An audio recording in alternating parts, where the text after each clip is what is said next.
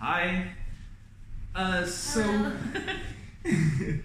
we are currently in the same Johannesburg airport hotel we were in earlier during the trip, so like the first night of the trip. But we decided to make a video now just to update everyone on what's going on and to talk about the last 24 hours. 24 hours ish of it. So like the last day of the safari and getting How here. we got here, yeah. So we started off quite nicely. So at the end of the English video, I didn't actually forgot to look if you can see the elephant or not. But there was the elephant that came by the tree house, came by. He was still quite far off, but Yeah, by the lake though. by the lake. And then within a couple of minutes from that, the jeep came by with Aaron and Amos and Abed to pick us up. So we really weren't ready because we were staring at the elephant, so we like quickly put our shoes on and everything, and we just got down and joined the safari, joined the trip. I don't know about you, but I thought we were going to follow the elephants. Like we're like, oh, the elephants are over there. We saw an elephant over there. And we headed off in that direction. Yeah, so I was like, brilliant, we're gonna see the elephants, and then we didn't. Nope. And then it was strange because for the next 2 hours or so, we didn't see anything. Like, even impalas, which we saw everywhere. Like, it was really hard not to see impalas. We only saw a few of those. Like, most of the impalas were hiding as well. I don't know where everything was. Yeah, it was really windy, so we're like, maybe that has to do with it. And like, it was nice because we could see like butterflies and things, but like Yeah, in lots terms of of butterflies. like mammals, we didn't see much. So we're a little bit disappointed, and after 2 hours, we're starting to get tired. Yeah, and kind of like, what are we even doing out here if there's nothing out here? But yeah, we talked with Jen, and we kind of agreed that like it was okay to have a bad day because we've seen a lot of animals. So if one of the trips didn't pan out as like exciting as the others, it wasn't a bad thing. Yeah, we were still really lucky to see everything that we'd seen so far, and like we'd had really, really good days leading up to that one. So we were sort of like embracing our fate of like, this is gonna be a bad one, and that's okay. And then they got a call from other safaris or other trips saying that they had seen a lion pride, a pride of lions. Yeah, with cubs. With cubs, not too far. And so he turned around and was like, do you want to do this? And we were like, yeah, right now we haven't seen anything in a couple of hours, so yeah, anything. And I think Erin was starting to get a little bit frustrated because this was... I think her second drive. Yeah. And the first one was slower going too. Mm-hmm. Yeah. So, understandably, she's like, yes, let's make it happen. And so we did. So we headed out over there, but they have this rule in Kruger that you can't be more than 2 jeeps on one group of animals. And it kind of makes sense. You don't want like 15 jeeps over this poor elephant or anything like that. And so we had to wait a little bit just on the outside, just waiting and waiting. Not too long, actually. It didn't feel like... I think we drove around for quite a bit to kill time first. Yeah. So it didn't feel like it. And then once we actually stopped to kind of wait for our turn, we didn't have to wait too long. Yeah. And then another jeep left, which means that we could go in. And we went into this dry riverbed, so it's filled with sand. And do you want to describe what we saw? So we kind of get down into there. There's another jeep like in front of us. And we look, and like off in the distance, like pretty far away, is 3 female lions and a male lion, like the ones that we'd seen the day before, earlier that day. Earlier that day, maybe, yeah. Down there, but there were these like 3 little things like running around that we couldn't really see. Thankfully, Aaron had binoculars. So while we're like trying to squint to kind of see that, a big male elephant comes like really close by and is quite playful and is like running, and his trunk is flying all over the place, and he comes right up beside the jeep. And right when he comes up beside the jeep, and Oliver and I are like, ooh, elephant, like I think we were more interested in the elephant just because it was closer. Like without binoculars, you can't do much with the lions that are like 100 meters away. 100. Yeah, something like that. Yeah. So then our driver Amos is like, okay, like let's go down so we get a better view of the lions, and of course that's why we're there. So everyone's like, yeah, let's do that. And I'm like, but the elephant, I'm so close. So we went down. We got to use Aaron's binoculars and got to see like the lion cubs like climbing on their mom and just being really playful, which was really cool. It was awfully cute. Like the lion cubs were like jumping on her and like biting her a little bit. I saw her biting back like playfully, and then she kind of rolled over so they could feed. Like it was just really, really cute.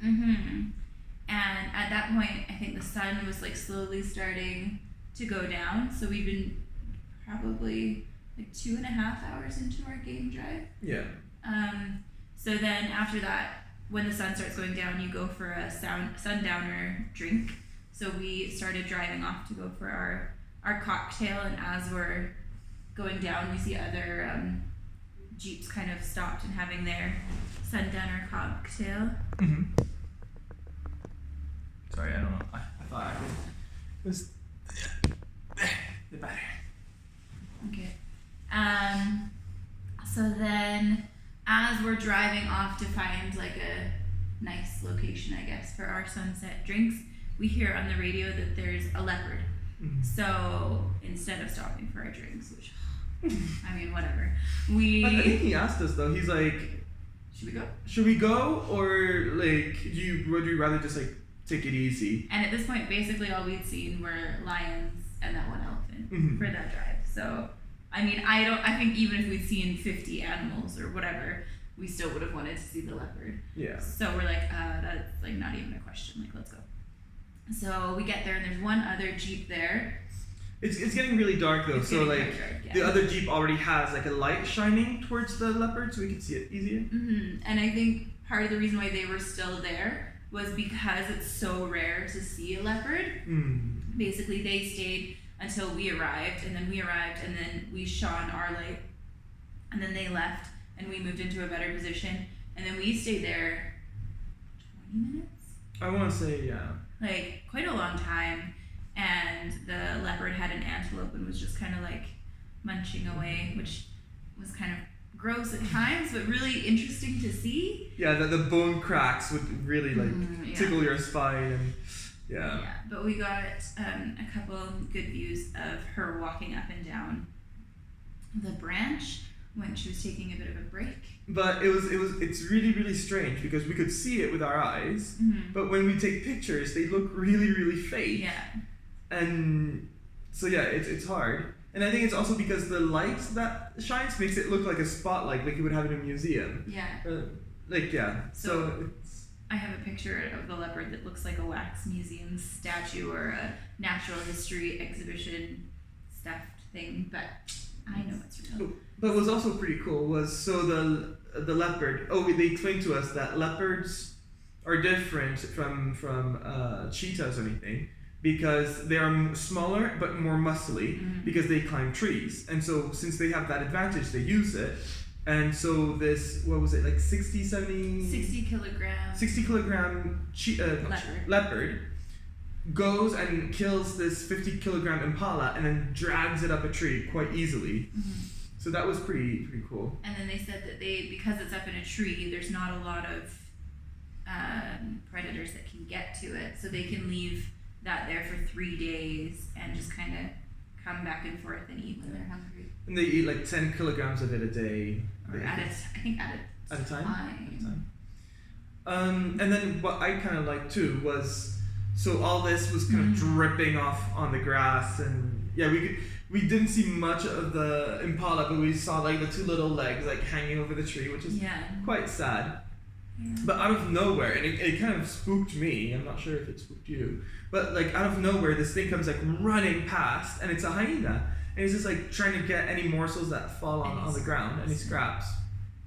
And yeah, a couple of the hyena was eating and then was looking up, and I think that's the only part of the safari where I was scared. I was like, if this animal wants, it can come up and like bite me. It didn't help that a couple of days before they told me that it has like the strongest, jaw of the animal kingdom or something like that. So I was just very much aware of yeah, like this animal is allowing me to be here, but if it didn't like me, it would just get me, like it would beat me. But I think it was pretty focused on the meat falling from the tree, and it was pretty happy to be there.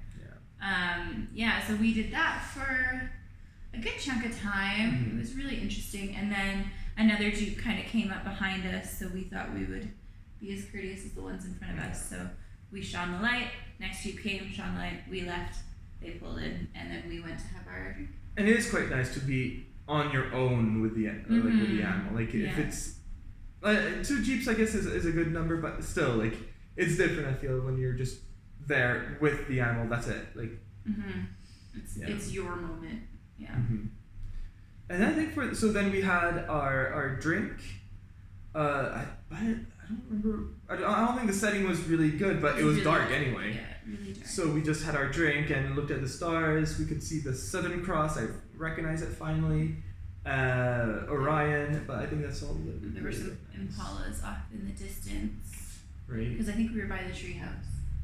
Were we? I think so. Oh, I didn't realize that. And then so then we drove back to camp. It was dark. We didn't really see anything exciting on the drive back, which wasn't overly surprising based on most of the drive. Got back, had our last supper, which was delicious. I'm trying to think what it was. Oh, it was a steak. Yeah, it was a steak. Oh yeah. It was really good. And then went to. And dessert was like a pear and chocolate. Oh yeah, that was good. Chocolate pear. Yeah. Wasn't bad. Had some. And sorry. Amarillo. Yeah, and what I didn't realize was that I knew that they had Wi-Fi hours, but what I didn't realize was that they voluntarily have Wi-Fi hours. I thought it was just the internet was so spotty they had like to do something to just have it for those times. But no, it's them who voluntarily like take it off, switch it off. But I still think part of the reason, so it goes from 7 in the morning till 4 in the afternoon, something like that. But I think one of the reasons why they don't have it after 6 p.m. is because it's dark and like you're not supposed to be wandering around the camp.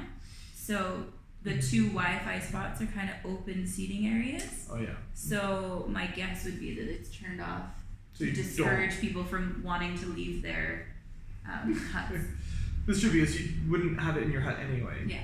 So if you want to leave to check your email or whatever, you need an escort. But still, like in the place where we eat, like the Wi-Fi you could still get Wi-Fi, and we did in the morning, but they discouraged it. They're like, no, you know what? It's a community thing.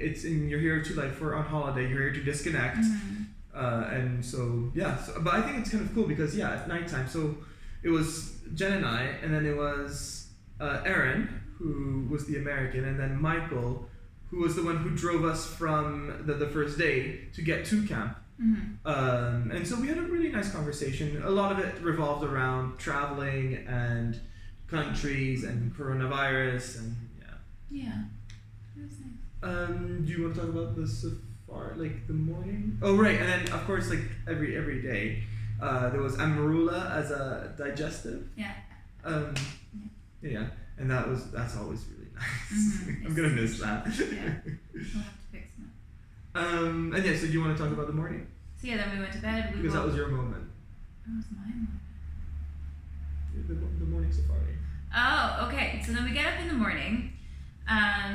We're having breakfast in the common area. And Amos comes out and he's like, all right, guys, what do you want to see today?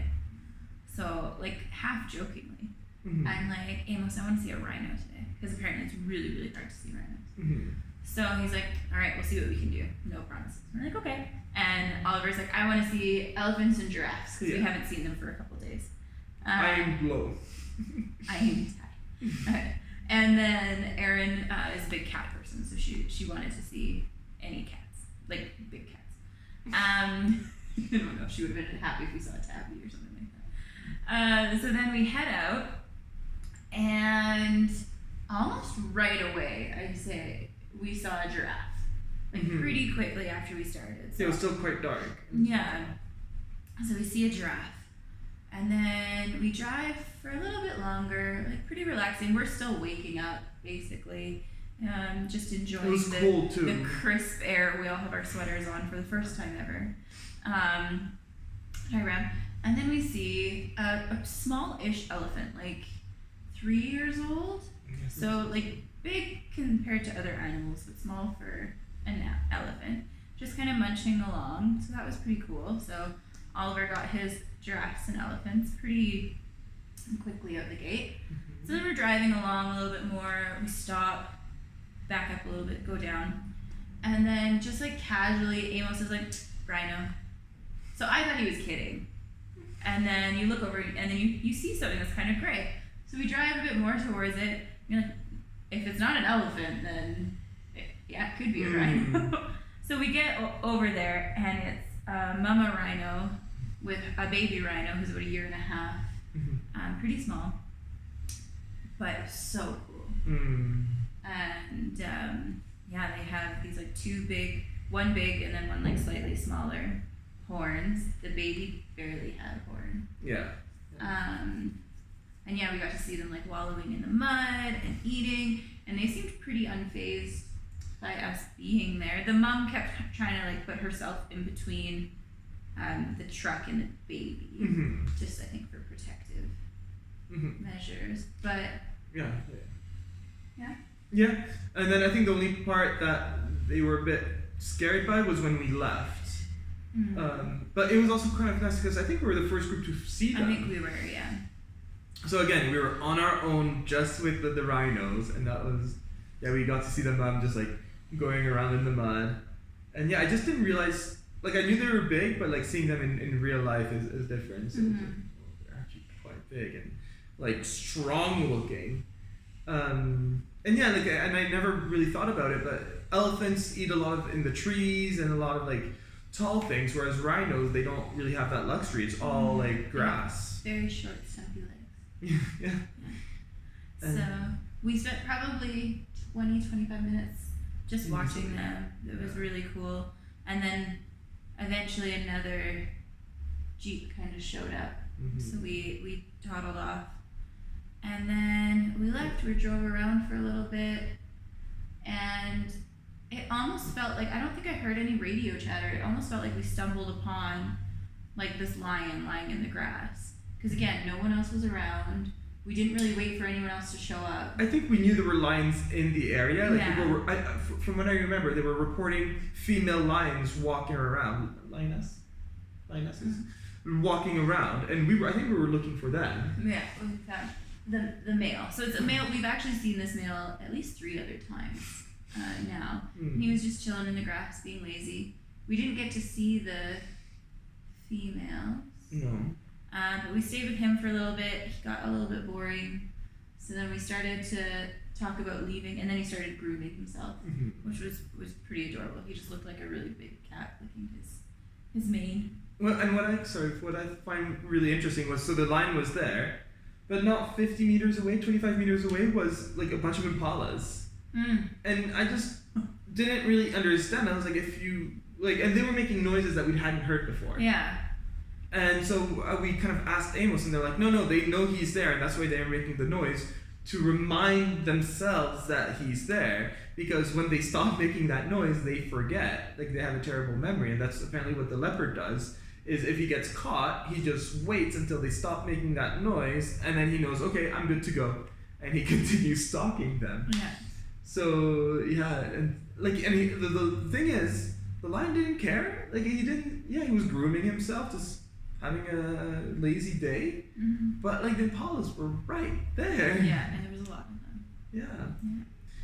That was the lion. I thought that was sad about the impalas. So once they stopped constantly reminding each other that there's a lion, there's a lion, there's a lion, there's a lion, there's a lion, and then they forget.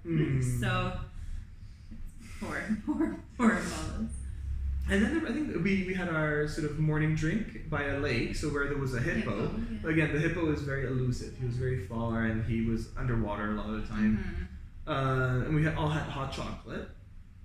Took some photos in the Jeep. We asked Amos and Abed if we could have a Jeep photo, so I went into the driver's seat and Jen went to the spotter seat. Like, if you want, you can join it. Like, you come to the back. And so they had a good time. Like, I think Abed in one of the pictures is like pretending to have a really relaxing moment. He's got the in whole back. row to himself. Yeah. So that was fun. And then I think just the end of it, it didn't go downhill, but like it wasn't as exciting as a rhino and a lion. well, I mean, it would be hard to be as exciting. I think they said something about a leopard, but we didn't end up seeing it. I heard that on the radio. But I think we were going to go back to the same tree because the carcass was probably still there. Yeah.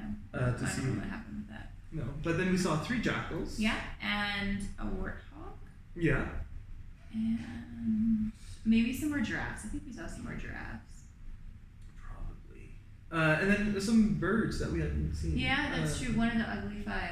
The ugly 5. A stork. It was a stork, but that was A scavenger. a scavenging stork, which I've never heard before. So like the face part of the stork, I mean, it still had the long like storky beak. And the long legs. And the really long legs. It was up high in a tree, which I don't think I've ever seen with a stork before. Obviously they can, but I just hadn't seen it. But the face part of it almost looked like a vulture-y face with a really long beak. It was really ugly, actually. So we saw that. We saw fish eagles. We saw 2 of them. Yes. And I don't think if Amos got your joke. I think he thought I was serious, which makes me really sad. He's like, fish eagle. And I was like, oh, what do they eat? And he's like, fish. They eat fish. And Aaron got it. Like, Aaron was laughing. Yeah. But Amos, I think once he heard Aaron laugh, he was like, oh, okay. Yeah, that makes But sense. then, so for the next like half hour, every once in a while, somebody would just mutter like fish eagle under their breath. And then we also, on the rhinos, there were these little birds with like yellow like stripes on the side. Pecker something? I can't remember what they were called, but apparently they were really, really rare as well. So the fact that we saw them was really cool. The fact that we saw them on rhinos, I think, was even cooler. Yeah. Yeah. And I think that's. I think the stork was like going back to the right before camp. we entered the camp. Yeah. So then we get back to the camp. And then we have an hour to get ready. To have breakfast and to get ready. So we decide to split up. So Jen, I'm gonna order breakfast for both of us, and Jen goes to pack up.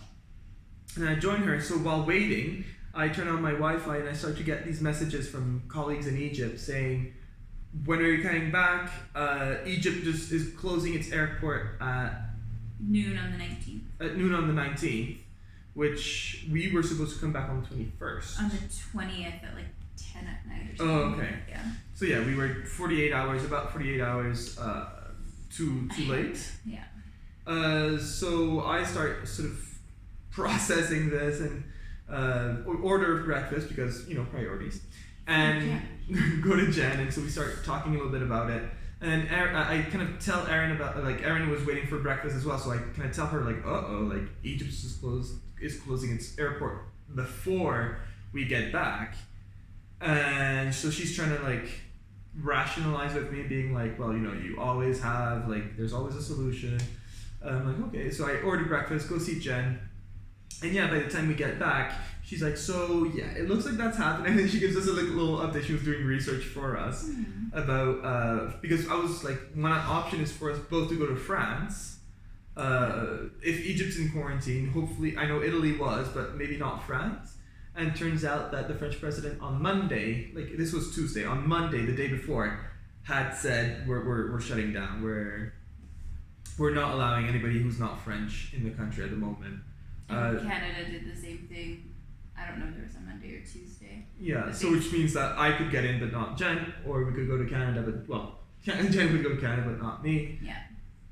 And a couple, I guess maybe the Monday as well, South Africa said that they were canceling all of the tourist visas that they'd issued and not accepting any that were in the process or anything like that. So basically anyone in South Africa on a tourist visa needed to get out. Like nobody, if you stay there, you're staying there legally, and if they catch you staying there legally, they can keep you out for 2 to 5 years. Oh, right. Yeah. So it's not really worth hiding out here, because it means we won't be able to come back. So now we're like, okay, so Egypt is really our only option, but we need to get there before noon on the 19th, and our flights. the 20th. Most of this, so part of it happened at the camp, but we're like, we still need to get back to Johannesburg. Like, we can't just stay here an extra night. Like, we need to sort this out. So we stop with a Wi-Fi, go get to the bus, and it was still very much in our mind. But like on the road, we saw the monkeys that were at the not hospital, at the camp. Yeah. We see them finally in nature, so by the road, but still like outside, and we see some baboons And some giraffes. So there was still a lot of animals just by the road. Mm-hmm. So that was kind of nice to just like take your mind off and look around. Stop But thinking about that. A lot of baboons. I didn't realize how many baboons there were. Yeah, because we didn't see any within the camp, which was weird. But I think they like people, so I think they probably stay in and around camps, just not ours. And I mean, that's what Amos told us. Like, if ever you're lost in nature, follow them. the baboons. Like, go to the baboons, and the baboons will help you. It's just afterwards you'll need to pay them back with food or something. He didn't say you have to pay them back. He's like, once you get to your home or whatever, they'll follow you, and they'll come with you, and they'll find something that they want. So, so that was that. So yeah, most of the research and everything was done on the bus. So whenever we get to a little village or something, we'd turn our data on and find something, and then we'd be out of signal, so we'd have to wait. And thankfully, because all of this is obviously going on in Cairo right now, Leslie was messaging us and was like, we found a flight from Joburg to Cairo. Do you want us to book it for you? It gets you in at like 5:45, 6 a.m. Airport closes at noon, so it's tight, but it's still before the cutoff. And like, we got that message, and then we left the town and had no signal for 2 hours. So then got to another town, and I was like, yes, please book it. I don't know how much longer we have internet for. That would be great. So we got that booked, got that sorted. I think in that town I managed to cancel or start the process of canceling our Airbnb in Cape Town. Still haven't been able to cancel our flight. Oh, I didn't mention that in the French video. Yeah, so 7 hours-ish of driving to get to the Joburg airport. Our flight leaves, obviously, not at that time. So it leaves today at night. So we had to get a hotel for last night and for part of today. So we get to the Joburg airport, and I was like, okay, so we get there at 6-ish.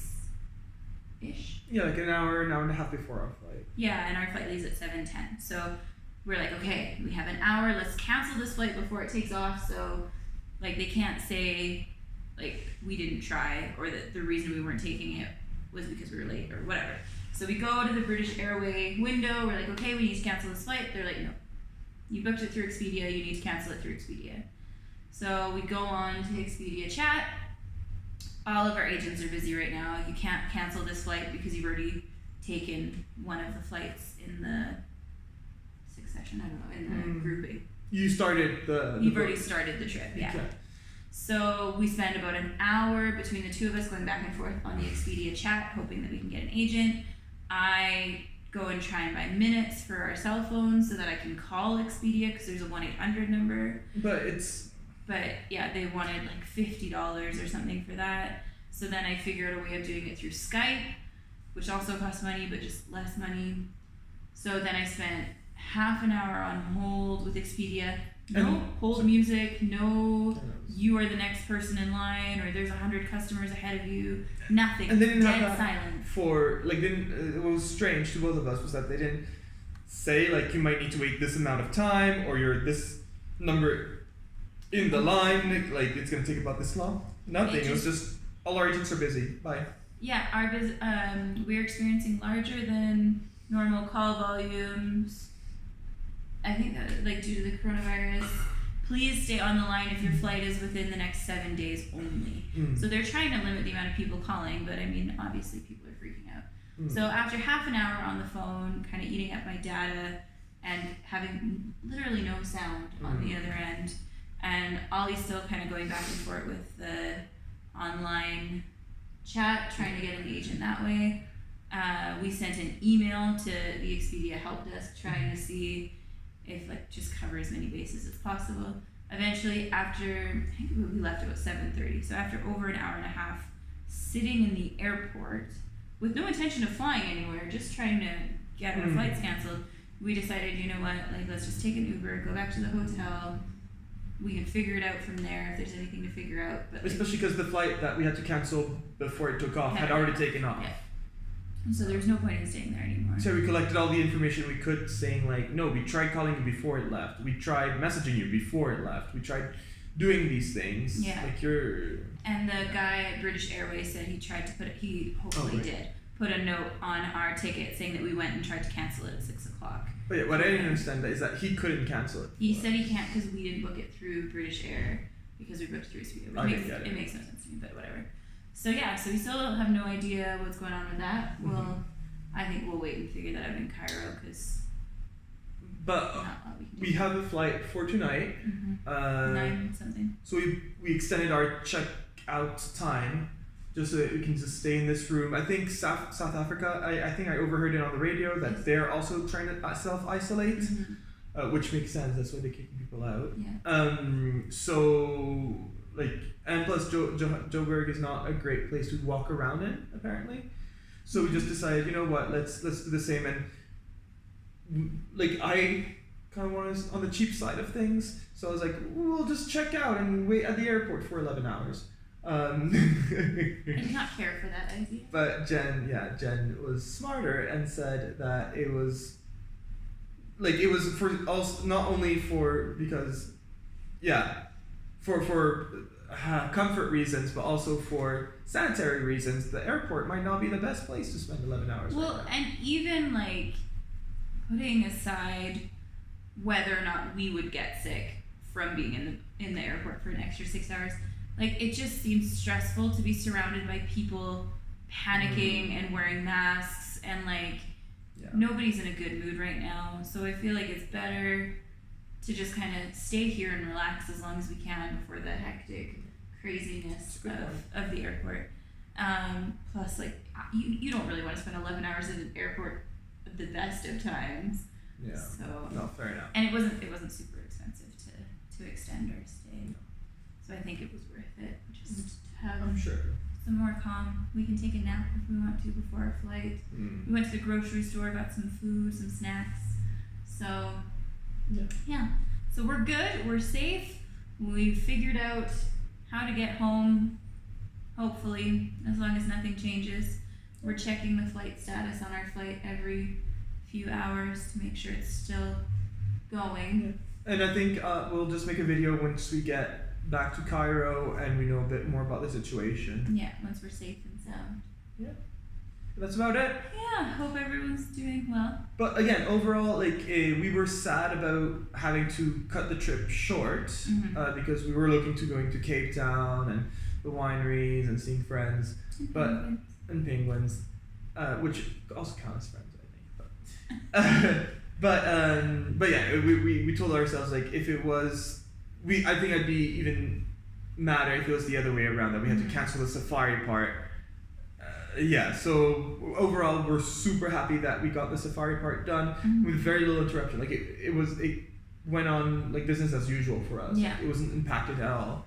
It's just coming back was a bit hectic, but yeah, yesterday was a stressful day. Yeah. Well, this afternoon was stressful. The rhinoceros was not stressful. And that was kind of when I think we kind of fed off each other a little bit in the van when we were going back, like, oh, we need to do this, oh, we need to do this, oh, we need to do this.